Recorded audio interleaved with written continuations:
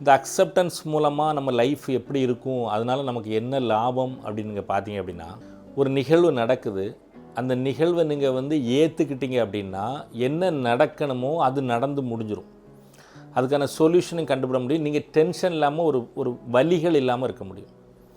நீங்கள் அதை ஏற்றுக்கலை அப்படின்னா உங்களுக்கு ப்ரெஷர் வரும்.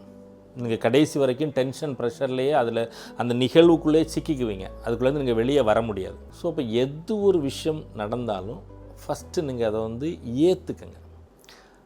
ஒரு ஒரு பொருளே உங்கள் கையை விட்டு போகுது, ஃபஸ்ட்டு அது அக்செப்ட் பண்ணிக்கலாம். ஆமாம், போயிடுச்சு. ஐயையோ போயிடுச்சு அப்படின்னா அதுக்கு ஒரு இது இருக்காது இல்லையா? ஸோ அப்போ நிகழ்வுகள் நடந்தே தீரும். அந்த நிகழ்வுகளை ஏற்றுக்கிறது மூலமாக உங்கள் ஸ்ட்ரெஸ்ஸை குறைச்சிக்கலாம். அந்த நிகழ்வுக்கு அடுத்து ஒரு சொல்யூஷன் உங்களால் கண்டுபிடிக்க முடியும்.